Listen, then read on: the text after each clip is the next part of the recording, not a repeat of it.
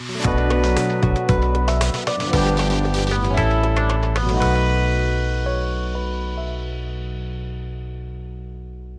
how you doing out there? This is Mable, your princess of poetry and praise, and today was one of those days. Oh my goodness, I don't know if you all have ever had one of these days where you try to figure out what in the world is going on. What happened? The whole day just started off just kind of crazy. When I say crazy, I mean just out of sorts, just out of bounds, just where I was trying to figure out what is going on. Because number one, I woke up before I was supposed to wake up. My alarm hadn't gone off. It wasn't time to get up. I didn't see the sun. It was still dark outside. I'm trying to figure out, what am I doing getting up? And I realized I had gone to sleep very early. But still, what am I doing getting up at this time? And I looked at my clock and I looked at the time. It was like I was maybe an hour ahead of time. And I looked around the room and I thought, well, where's the sun? And I looked out the window. It was cloudy. It was gray. It was stormy looking. And I could see the raindrops keep falling on my head. Raindrops were just hitting the window pane. I said, it's going to be one of those kind of days. It won't be a bright, sunshiny day. It's going to be one of those days where I'm going to have to get my little hat and my little bonnet and my little raincoat and umbrella and be ready to hit the streets and be ready to take care of whatever raindrops might be falling to protect myself and, of course, to protect my hair. But I laid there in the bed and I said, oh my goodness. And before I knew it, I was singing one of those songs that my mommy and dear my grandmama used to sing in the kitchen when they were cooking and making breakfast and trying to get things ready in the morning when it was still kind of dark outdoors and when I was still asleep, but I could hear them around in the kitchen mixing and stirring and baking and doing all kinds of things. And I thought about them singing. And mommy had this high soprano voice and dear sang alto or contralto, and they would be singing together and they'd be turning it out. And they sang a song sometimes. It was written before most of us were born. I know it was written before I was born by T-Bone Walker, and it was sang a lot by B.B. King.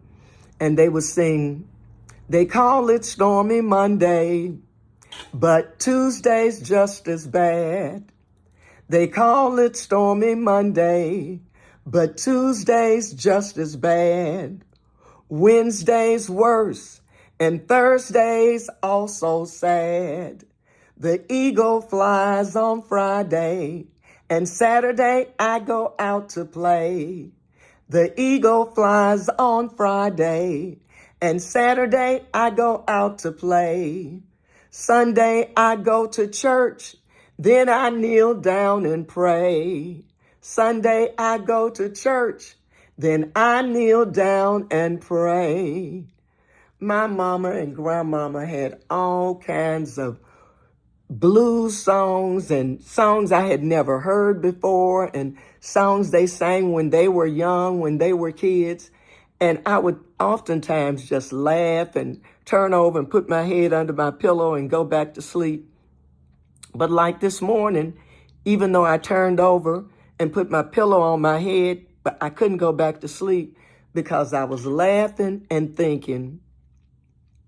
It took decades for me to understand what Mommy and Dear were singing about. It took decades for me to understand what the blues were really all about.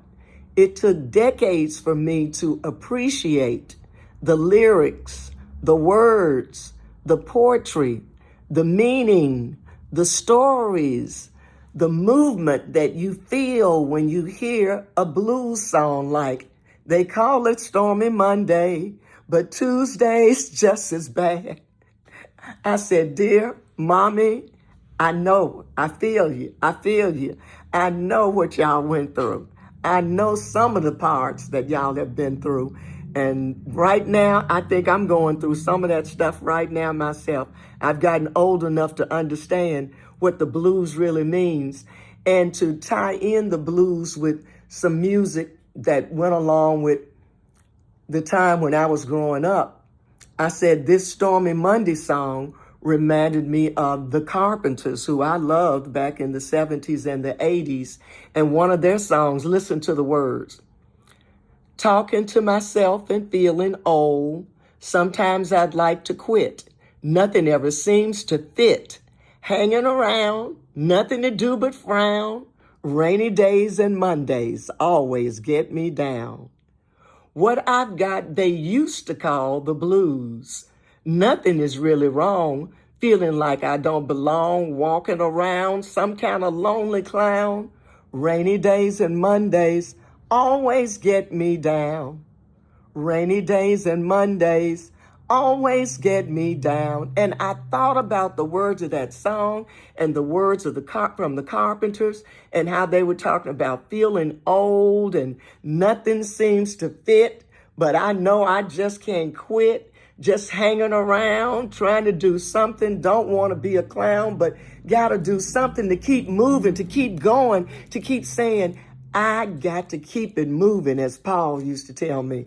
That's what my husband always said. Just keep it moving, baby. Just keep it moving. Just keep it moving. So we move on from rainy days and Mondays, and we move to Tuesday and Wednesday when they say it's worth. And when we get to Wednesday, at least we can say that's hump day. That's hump day. If we get over this hump, we're going to be all right. So we get over the hump, and then we go to Thursday, and then we go to Friday. Oh my goodness, that's the day. TGIF, thank goodness it's Friday. Thank God it's Friday. And what did T-Bone Walker say? On Friday, the eagle flies. The money comes in. The check comes in. Something pops up in my phone to let me know there are a few coins there. But you know what, y'all? Even as you think about those songs and the days of the week and all that we've gone through, we have to understand that in the end, we have to keep moving. And that's something my husband always would say. No matter what's going on, you just got to keep moving, keep moving, keep it moving, keep it moving. He was always pushing and saying, you know, hey, we can't just sit around and get stuck and not be able to do what we got to do. And I call that resiliency. I've always had a sense of resilience. I've always felt that no matter what happens, I got to keep going, because this is what my folks instilled in me, and this is what my husband always would talk about. And I said, I just can't sit around and mope and be a dope and sit around and be looking yucky and holding my head down and getting more gray hair and getting wrinkles and looking all frowned and being all mean and upset. And one of my friends sent something. I saw something on their Facebook page, and I said, I need to read this to y'all, because this story says everything that I've been trying to tell you all this morning. And it reads, a pastor asked an older farmer decked out in bib overalls to say grace for the morning breakfast. And the farmer said, Lord, I hate buttermilk. The farmer began, and the visiting pastor opened up one eye to glance at the farmer and wonder where this was going. And the farmer loudly went on to say, Lord, I hate lard. Without missing a beat, the farmer continued and said, and Lord, you know I don't much care for raw white flour. The pastor once again opened an eye to glance around the room, and he saw that he wasn't the only one feeling kind of uncomfortable. Then the farmer said, but Lord, when you mix them all together and bake them, I do love warm, fresh biscuits. So Lord, when things come up that we don't like, when life gets hard, when we don't understand what you're saying to us, help us to just relax and wait until you are done mixing. It will probably be even better than biscuits. Amen.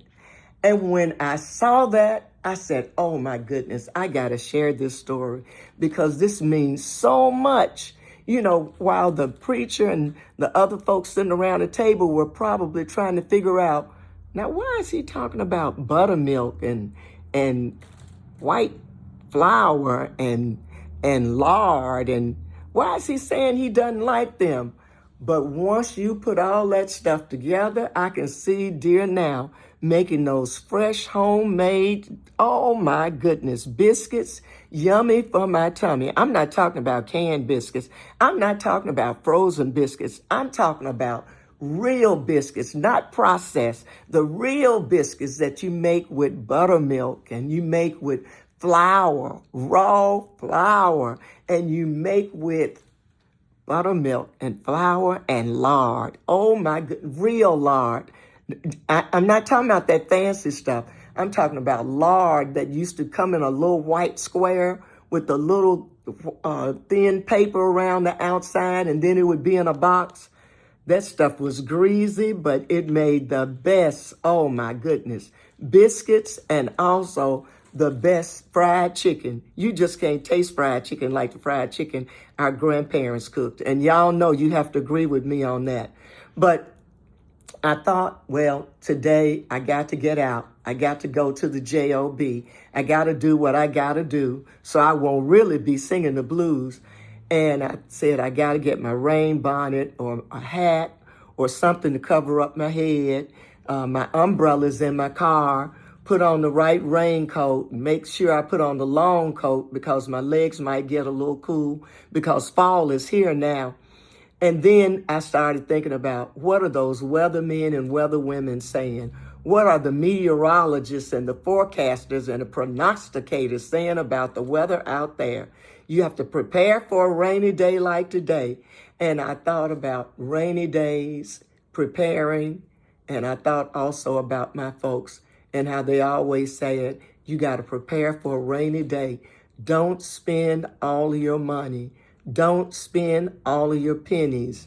Don't spend all of your Christmas money. Don't spend all of the money that you might get for your birthday. Save something. Put something under the mattress. Put something in a jelly jar. Put something in your savings account. Put something in your, cash stash. But save a few pennies. Hide it in a pocketbook that you don't often use. And it also meant the same as far as food is concerned. The way things are going now, we all need to really, really learn how to save and stash back cash and food. We need to think about the pantries that our grandparents had and the freezers and how they would buy lots of canned goods and lots of things that wouldn't, just get stale quickly, that we could keep for a long time, that we could keep so when the money got funny, when the money got funny, and the cash didn't last, y'all, that's when you really need to go back and look at where are all my savings, where are all the things that I've been stashing back, and understand I need to stay grounded. I got to keep something in the freezer. I got to always have a whole bunch of canned goods. I got to keep the pantry full because I don't know what tomorrow will bring. Because when adversity strikes, that's when you have to be the most calm. You have to take a step back, stay strong, stay grounded, and press on. That's LL Cool J. I know you young people know who that is. And then John Lewis, who we all loved. What I try to tell young people, he said, is that if you come together with a mission and it's grounded with love and a sense of community, you can make the impossible possible. John Lewis, I just love that. And that's what we all have to understand to keep our community together, to keep our families together, to keep our neighborhoods together, to keep our cities together, to keep ourselves together. We got to stay grounded. We got to understand how we need to save. We got to understand how we need to always think ahead of time. Think about tomorrow. Think about what we might need the next day. And then Brian Moynihan said something that I liked. This is a marathon in life. You can't be sprinting all the time or else you will wear yourself out. You have to make sure you're taking care of yourself, keeping yourself grounded, and not letting every little thing get you worked up. So what I had to do this morning was not let everything like the bad weather and the rain and the stormy weather and the rainy days and Mondays get me down. I could not let that worry me. I could not let that keep me in a state of, what am I going to do? This is going to be one of those days. How am I going to make it through? What's going to happen? We have to all understand that we have to get up and do what we got to do, and do like Paul, my husband, said, keep it moving. Keep it moving. Soldier up. Soldier up. Push through. Push through. Get it going. Get it going. Do what you got to do. The best protection any of us can have. And Elizabeth Cady Stanton said this. Y'all know this, Cady Stanton. The best protection any woman can have is courage. And that's what we need. We need courage. We got to have courage to keep going. We got to have courage no matter what's going on in our lives. We got to have courage to go on. I don't care what the weather is doing. We know what we have to do. We have to pull out some protection to cover our hair and our bodies to keep us from getting a cold. But we got to do what we got to do in order to do what we got to do. Winston Churchill said something that I hope you all will understand. I may say a word that one of you all may not like. He said, if you're going through hell, keep going. So that means if you're going through some really, really crazy times, some things that are beyond anything that you can fix, anything that is beyond your imagination, anything that's beyond your pocketbook, beyond your savings account, beyond what you've ever imagined. And that's what you might call HELL. Winston Churchill was a smart man. Yes, thanks to him. Thanks to him. Thanks to him. Yes, yes, yes. A lot of things came out the right way as far as those wars were concerned before I was born. But he was right. If you are going through hell, keep going. Keep on going. You can't let stuff just stop you and freeze you and get you stuck and get you in a place where you can't move. You just can't sit back and put your thumb in your mouth and be chewing on your thumb like some of y'all used to do when y'all were sucking on your thumbs. I remember when I was in elementary school and some kids would be sitting in class sucking on their thumbs, and our teachers would walk around with a pencil or a ruler and kind of hit their knuckles, because back then you could spank people. There was corporal punishment, and they could spank you and give you a licking and give you a whipping and, just take care of business and make sure you did what you had to do. But nowadays we can't do that. But we can keep going. We can be resilient. We can take our thumb out our mouth and stop sucking it. Like my mama would tell people, put some hot sauce or pepper on that child's thumb. I bet they won't suck their thumb no more. And that did work. But it is crazy. We have to keep going. And a man who was just super, super brilliant, smart, Albert Einstein, wrote, everybody is a genius. Now, this is the genius talking about all of us. That includes you, and me. Einstein said, everybody is a genius, but if you judge a fish by its ability to climb a tree, it will live its whole life believing that it is stupid. So what is Albert Einstein saying? We have been placed where we are supposed to be at this particular time in our life. And we need to figure out that we are not a goldfish swimming around in, a pond, or swimming around in an aquarium, or swimming around in a fishbowl. We are people walking around, and we got to get going. We got to put on our shoes, put on our boots, and get going and start and go 1, 2, 3, 4. 1, 2, 3, 4. We got to be like we're in the Army, because we are in the Army. We're in the Army for our life. We're in the Army for our future. We're in the Army that I call resilience. where we just have to keep on going and keep on saying, I know I can, I think I can, I know I can, I know I will. We have to keep going. We have to keep moving forward because problems are not stop signs. They are guidelines. Did you hear me? Problems are not stop signs that tell you, stop.